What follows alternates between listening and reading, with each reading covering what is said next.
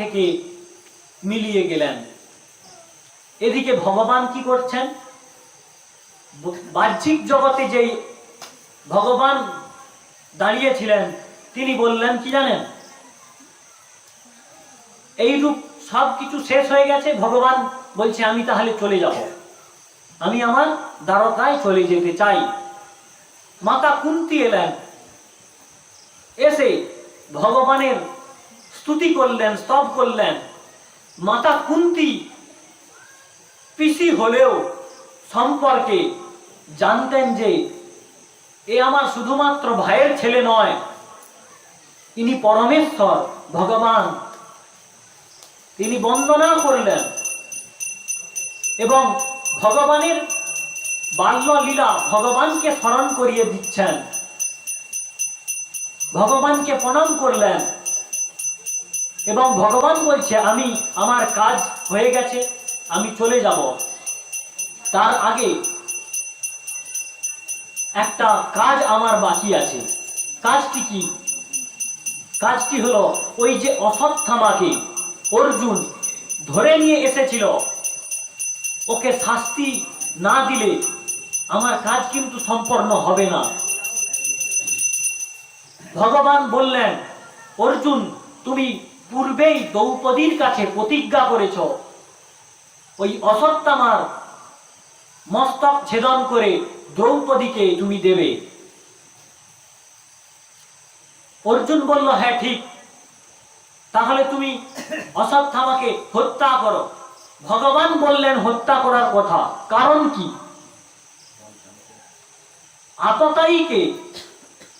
আততায়ীকে হত্যা করা শাস্ত্রীয় বিধান। আততায়ী সম্পর্কে আমি বলে দিচ্ছি, আততায়ী কাহাকে বলে?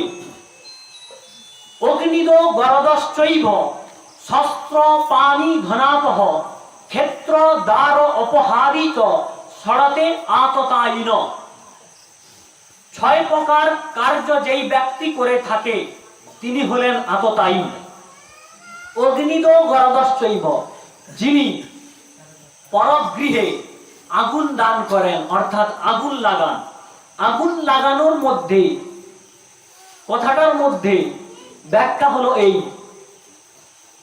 প্রত্যক্ষ রূপে আগুন দেওয়া মানে ঘরে আগুন লাগিয়ে দেওয়া, আরেকটি আগুন লাগিয়ে দেওয়া হচ্ছে সাংসারিক ব্যক্তির মনে আগুন লাগিয়ে দেওয়া।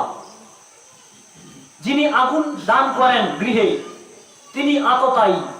গরদশ্চৈব, অর্থাৎ যিনি শত্রুকে মারার জন্য শত্রুতা ভাবাপন্ন হয়ে খাদ্য বস্তুতে গরদ অর্থাৎ বিষ মিশিয়ে দেন, তিনি হলো আততায়ী। দুজন। অগ্নিদ গরদশ্চৈব শস্ত্র পানি ধনাপহ, শস্ত্র অর্থাৎ অস্ত্র, পানি অর্থাৎ হাতে নিয়ে যিনি আপনাকে মারার জন্য এগিয়ে আসছেন তিনি হলেন একজন আততায়ী। অগ্নিদেও গরদশ্চৈব শস্ত্র পানি ধনাপহ, এবং ধন সম্পদ চুরি করে যেই ব্যক্তি তিনি একজন আততায়ী।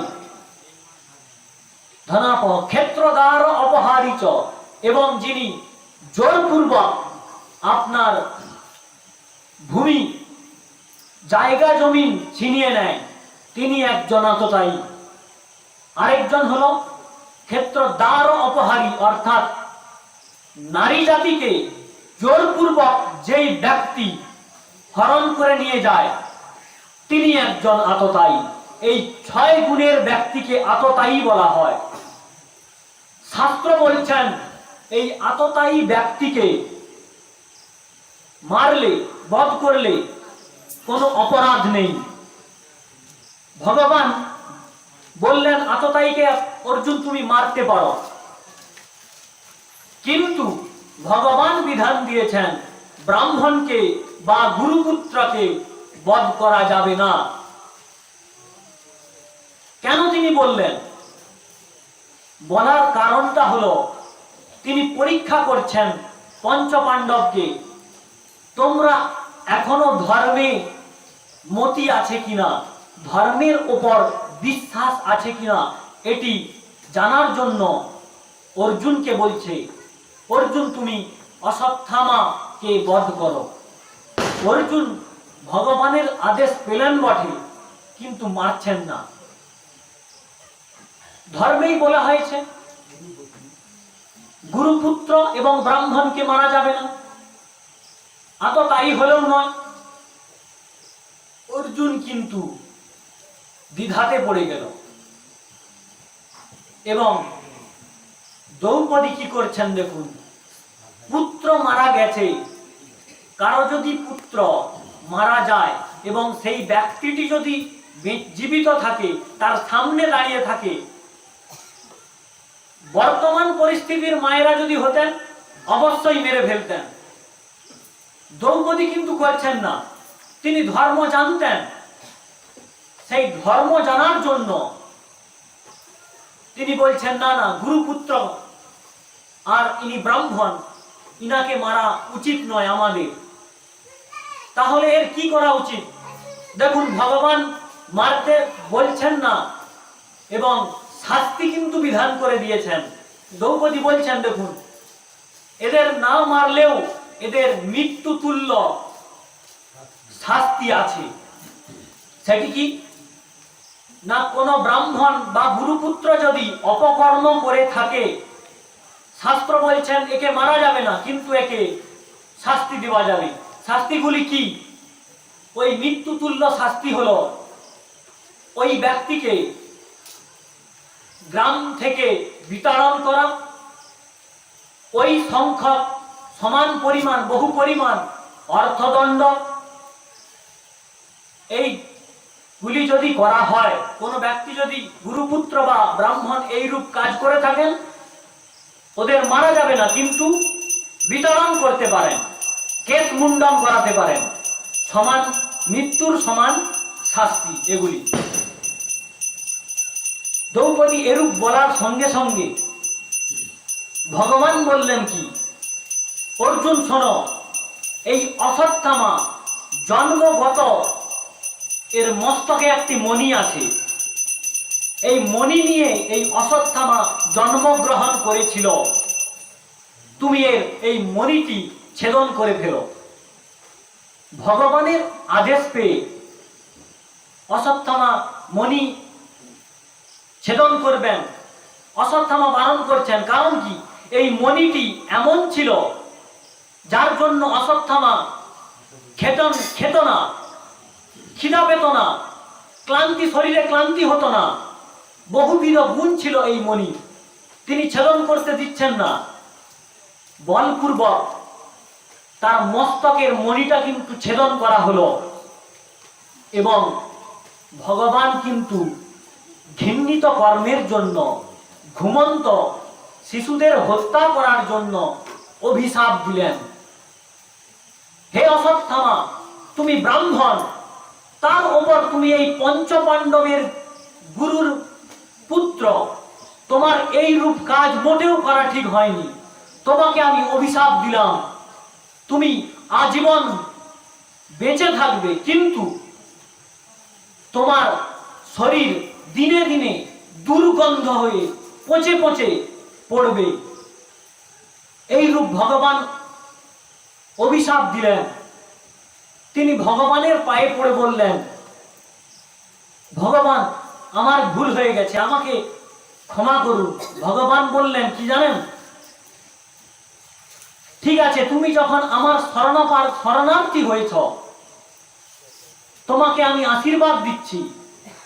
কোন ব্রাহ্মণ যদি স্নান করার সময় হাতে তেল নিয়ে 3 বার ভূমিতে অশ্বত্থামায় নমঃ বলে মাটিতে ফেলে, তখন তোমার এই যে দেহের জ্বালা যন্ত্রণা তোমার প্রশমিত হবে।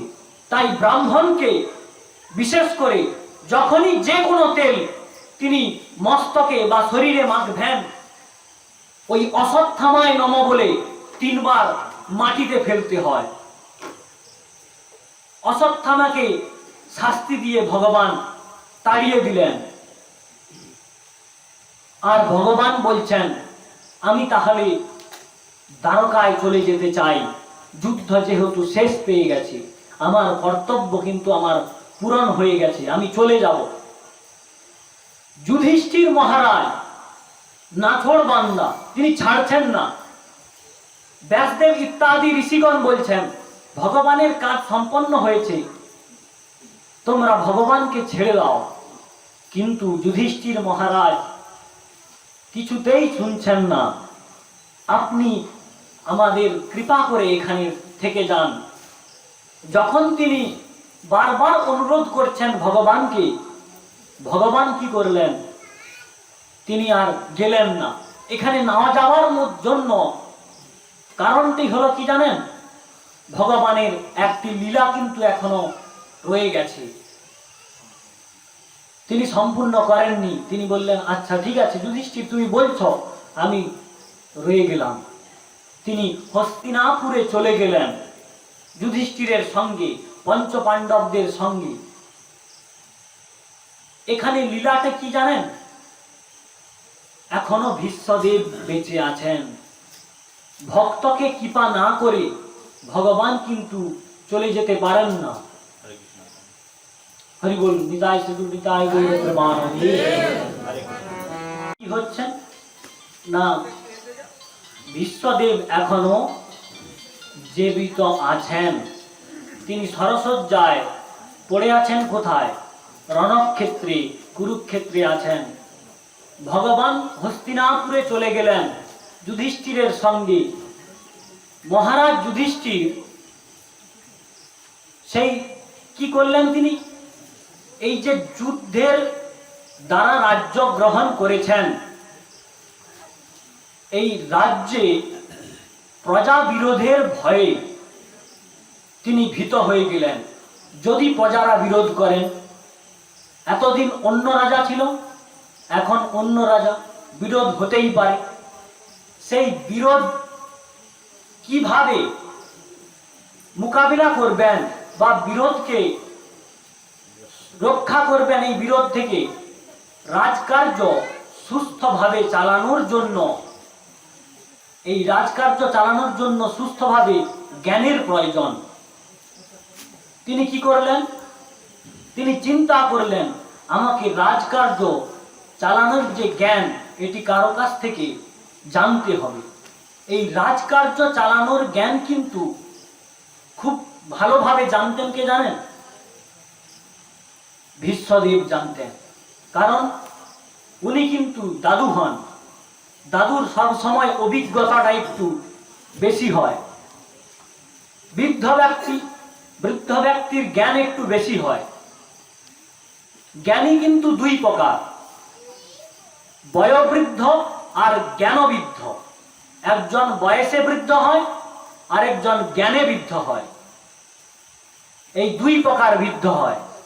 তিনি এই রাজকার্য চালানোর জন্য গেলেন কার কাছে? ভীষ্মদেবের কাছে।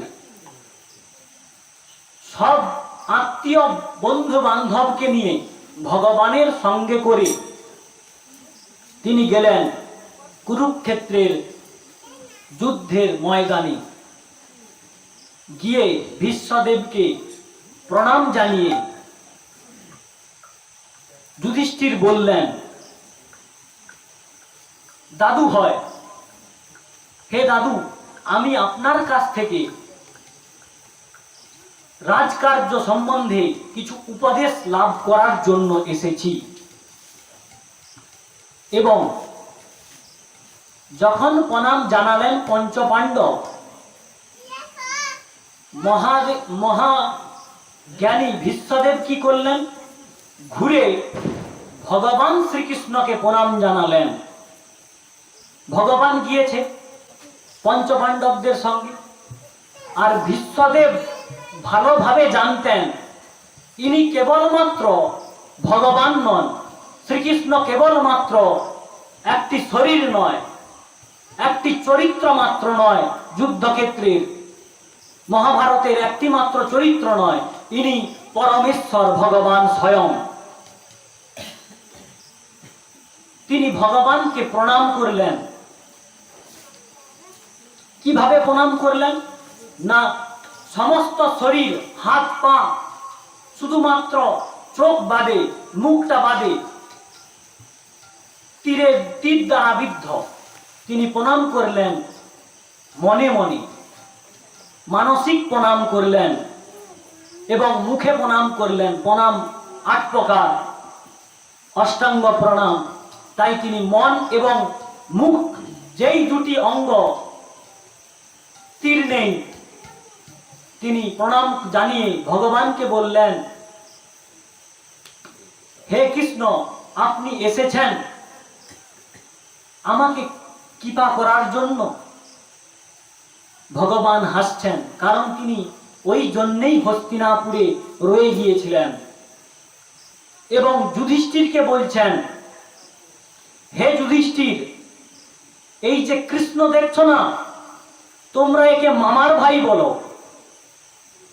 কেউ কোনো সময় এই কৃষ্ণকে সারথি করে নিয়ে গেছো, কোনো সময় শান্তি দূত করেছ, কোনো সময় সেনার দায়িত্ব দিয়েছ। এই কৃষ্ণ সাধারণ ব্যক্তি নয়, ইনি পরমেশ্বর, পরমাত্মা। এবং বলছেন, এসব ওই ভগবান সাক্ষাৎ দদৌ নারায়ণ পুমান মোহন মায়া লোকং গুঢ়শ্চরতি বিষ্ণেষু। অর্থ হলো, এই যে কৃষ্ণ, ইনি নিজের মায়া দ্বারা জগৎকে মোহিত করে আছেন এবং প্রচ্ছন্ন হয়ে বিষ্ণু বংশে জন্মগ্রহণ করে নিজের মায়ার দ্বারা সমস্ত জগৎকে চালনা করাচ্ছেন। আর এই কৃষ্ণের কে জানো? কৃষ্ণকে, এই কৃষ্ণই সত্য। আমি বারবার বলে গিয়েছিলাম পূর্বেও, সত্যই কৃষ্ণ, কৃষ্ণই সত্য। এর উদাহরণটা পাবেন কোথায় জানেন? ভগবান কৃষ্ণের এক নাম হলো সত্য। বিষ্ণু সহস্র নাম 25 নম্বর শ্লোক, 1 নম্বর লাইন পেয়ে যাবেন। ওখানে লেখা আছে কৃষ্ণ। তাই তিনি বললেন, সত্যে প্রতিষ্ঠিত কৃষ্ণ, কৃষ্ণ অত্র প্রতিষ্ঠিত। সত্যে কৃষ্ণ প্রতিষ্ঠিত এবং কৃষ্ণে সত্য প্রতিষ্ঠিত। তাই ভগবত গ্রন্থ, যখন শ্রীমৎ ভগবত গ্রন্থ আরম্ভ হচ্ছে, সেখানে কিন্তু শ্রীকৃষ্ণের নাম উল্লেখ নেই। দেখবেন লাস্ট চরণে লেখা আছে, সত্যং পরমং ধীমহি। আমরা এই পরম সত্যের আরাধনা করি। সেখানে কোনো দেবতার নাম নেই, কোনো ভগবানের নাম নেই। ওই সত্যরূপী ভগবানকে ওখানে তুলে দিয়ে গেছেন ব্যাসদেব। আমরা পরম সত্যের আরাধনা করি। আমরা বর্তমানে সত্য কি জিনিস তা ভুলে গেছি, হরদম মিথ্যা কথা বলে যাই।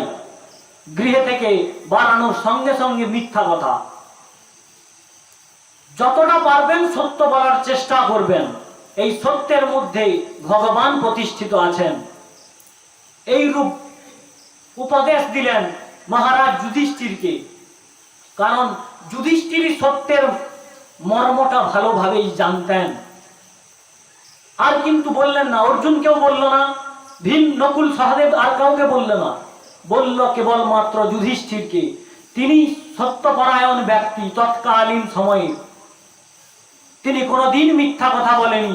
একদিন বলেছিল, তাও আবার কিন্তু সেটা সত্যও নয় আর মিথ্যাও নয়, মধ্যম বর্গীয় কথার জন্য তিনি কিন্তু নরক দর্শন করেছিলেন ওইটুকু কথার জন্য।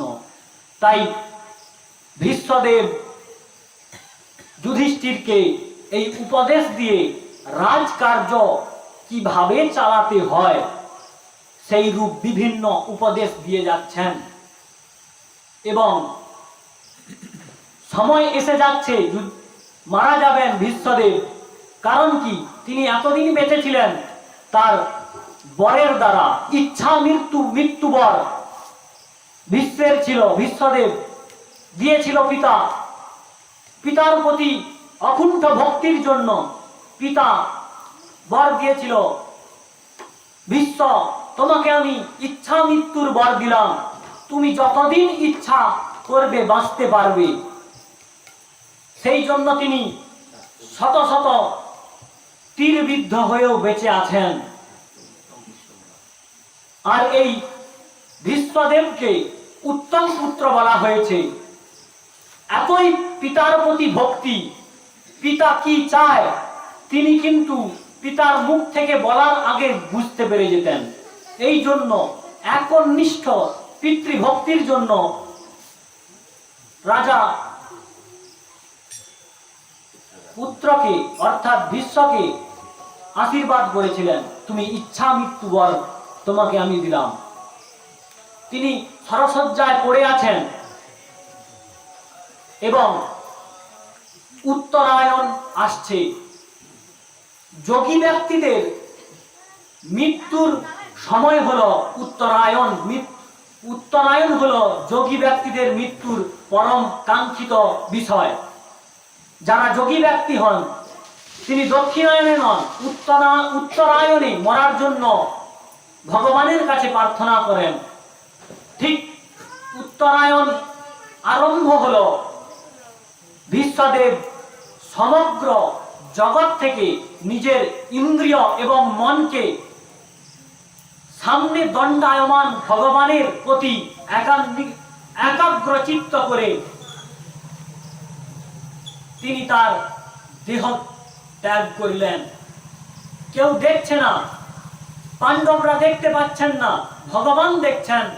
আর ভীষ্মদেব ওই আত্মাটা বেরিয়ে যাচ্ছে, চোখের মাধ্যমে বেরিয়ে গেল, ভগবানের শ্রী চরণে প্রবেশ করল। ভগবান ভীষ্মদেবকে নিজের মধ্যে বিলীন করে নিলেন এবং তিনি মারা গেলেন।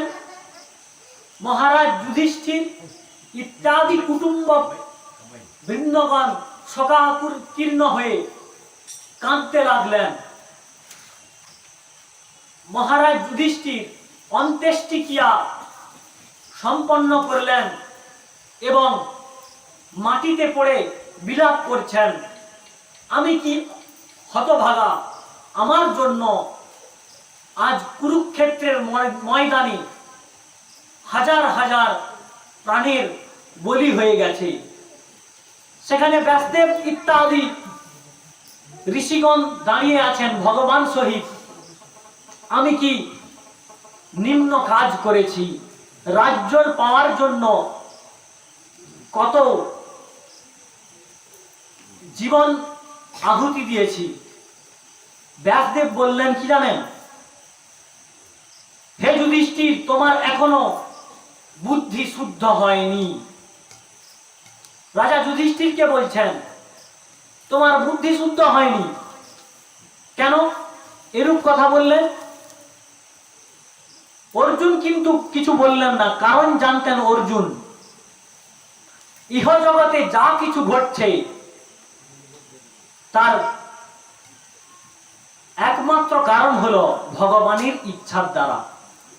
তিনি এই বিষয়টি জানতেন, তাই তিনি কিছু বলছেন না। যুধিষ্ঠির খালি নিজেকেই বলে যাচ্ছেন, আমি কি অধর্মের কাজ করেছি, আমার জন্য কত প্রাণ উৎসর্গ হয়ে গেল।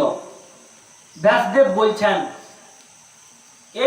এর থেকে মুক্তির জন্য তোমার যজ্ঞ করা প্রয়োজন। কি যজ্ঞ? অশ্বমেধ যজ্ঞ করা প্রয়োজন।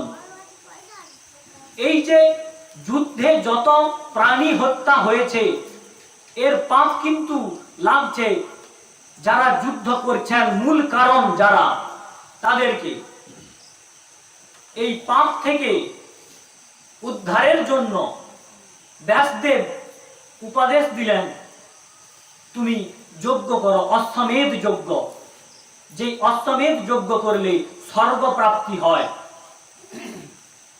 মহারাজ যুধিষ্ঠির বললেন কি জানেন, আমি এতদিন যুদ্ধ করেছি, আমার কাছে দান দেওয়ার জন্য আর কিছুই নেই। এই যজ্ঞ করলে দান দিতে হয়, অনেক দান দিতে হয়, শুধুমাত্র 100 জনকে 1000 জনকে দান নয়, যিনি আসবেন তিনি দান নিয়ে যাবেন। তিনি বলছেন যুদ্ধে বহু অর্থ শেষ হয়ে গেছে। যুদ্ধ কোনোদিনের জন্য ভালো বস্তু নয়, এতে যেমন প্রাণ বিসর্জন হয় তেমন আর্থিক ক্ষতিও হয়। আমার কাছে আর কিছুই নেই, আমি কিছু দান করতে পারবো না। ব্যাসদেবকে এরূপ প্রশ্ন করায় ভগবান ব্যাসদেব, তিনি ঋষিদের মধ্যে ভগবান, সেই জন্য আমরা ভগবান ব্যাস বলি। তিনি উপদেশ দিলেন, হে যুধিষ্ঠির, তুমি হিমালয়ে যাও। ওই হিমালয়ে রাজা মরুত কর্তৃক অনেক স্বর্ণ পড়ে আছে। এই মহারাজ মরুত কে ত্রেতা যুগে অবিক্ষিতের পুত্র হল মহারাজ মরুত। এই অবিক্ষিত একসঙ্গে 100 অশ্বমেধ যজ্ঞ করেছিলেন। এখানে মহারাজ পরীক্ষিত একটা করতে পারছেন না দানের জন্য, কি দান করবেন? তিনি 100টি অশ্বমেধ যজ্ঞ করেছিলেন। তৎকালীন সময়ে খুব প্রসিদ্ধ রাজা, অর্থবান রাজা ছিলেন। এতই সম্পত্তি ছিল, তিনি 100টি অশ্বমেধ যজ্ঞ করেছিলেন। সেই রাজার পুত্র হল মরুত। সেই মরুতকে কি বলা হয় জানেন? বলা হয় দ্বিতীয় বিষ্ণু। মহাভারতে ভীমের কাছে আপনারা জানেন 100টি হাতির বল ছিল। এই রাজা মরুত 1000টি হাতির বল সম্পন্ন ব্যক্তি ছিল। কোথায় ভীমের শক্তি আর কোথায় মরুতের শক্তি? ইনি 100 হাতির শক্তি নিয়ে জন্মগ্রহণ করেন, আর উনি 1000 হাতি নিয়ে শক্তি নিয়ে জন্মগ্রহণ করতেন বলে উনাকে দ্বিতীয় বিষ্ণু বলা হতো। সেই মরুত যজ্ঞ করেছিলেন, অশ্বমেধ যজ্ঞ করেছিলেন কোথায়? হিমালয় পর্বতের উত্তর অংশে। এতই দান করেছেন, ব্রাহ্মণগণ দান নিয়ে যেতেই পারেনি। এত সোনা, এত জহরত, এত মণিক্য দিয়েছেন, ব্রাহ্মণগণ বয়ে নিয়ে যেতে পারেনি। সেই দান কিন্তু পড়ে আছেন, তারা যতটা পেরেছেন নিয়ে যেতে পেরেছেন, আর সব পড়ে আছে। তিনি এই মরুত 1000 বড় বড় আসবাব বানিয়েছে দান করার জন্য, সোনা সব পড়ে আছে। ব্যাসদেব বললেন, মহারাজ যুধিষ্ঠির, আপনি সৈন্য পাঠিয়ে দিন, ওই সমগ্র স্বর্ণ পড়ে আছে, আপনি নিয়ে আসুন এবং যজ্ঞ কার্য সম্পন্ন করুন। মহারাজ যুধিষ্ঠির সেই রূপ ব্যাসদেবের আদেশ পালন করে সৈন্য পাঠিয়ে হিমালয় পর্বত থেকে সর্বস্বর্ণ যতগুলো ছিল, খুব সোনা পড়েছিল, এনে 3টি মাত্র অশ্বমেধ যজ্ঞ করেছিলেন। এই অশ্বমেধ যজ্ঞ করবেন ঠিক পূর্বে কি হলো না, মহারাজ পরীক্ষিত, সেই যে বলেছিলাম গর্ভে জীবিত করে দিয়েছিল, তিনি জন্মগ্রহণ করলেন। শুভ নক্ষত্রে তিনি জন্মগ্রহণ করলেন। জন্মগ্রহণ করার সঙ্গে সঙ্গে মহারাজ যুধিষ্ঠির কি বলছেন জানেন? যারা গণক ব্রাহ্মণ এসেছিল, জ্যোতির্বিদ্যা সম্বন্ধীয় জ্ঞান নিয়ে যে ব্রাহ্মণরা এসেছিলেন, গণনা করবেন, ভাগ্য গণনা, তৎকালীন সময়ে জাত হওয়া সন্তানের ভাগ্য গণনা হয়ে যেত। সেই ব্রাহ্মণগণদের যে বলছেন মহারাজ যুধিষ্ঠির, হে ব্রাহ্মণগণ, আপনারা বলুন, এই আমার বংশীয় এই সন্তানটি আমার বংশের নাম উজ্জ্বল করতে পারবে তো? সৎ ব্যক্তির সৎ ভাবনা সর্বদাই আসে। তিনি আগে নিজের বংশের নাম উজ্জ্বল করতে পারবেন কিনা প্রশ্ন করলেন। ব্রাহ্মণগণ কি করছেন? গণনা করতে লাগলেন। হ্যাঁ মহারাজ, ইনি উত্তম সৎ ব্যক্তি হবেন, পারমার্থিক রাজা হবেন। ইনি হবেন যোদ্ধাদের মধ্যে সহস্রবাহু অর্জুনের মতো বীর্যবান সম্পন্ন। দানে হবেন মহারাজ বলির মতো। আমরা দান করলেই দুই ব্যক্তির কথা মনে পড়ে যায়, একজন মহারাজ বলি, আরেকজন দাতা কর্ণ। মহারাজ বলি খুব দান করতেন, তাই ব্রাহ্মণগণ বলছেন ইনি দানে মহারাজ বলির মতো হবে। ভালো কথা। আর কি রূপ? এবং প্রহল্লাদের মতো কৃষ্ণ ভক্ত সম্পন্ন হবেন, ভক্তি সম্পন্ন হবেন। হরে কৃষ্ণ। হরি বল। শ্রী গুরু নিতাই গৌর প্রেমানন্দে।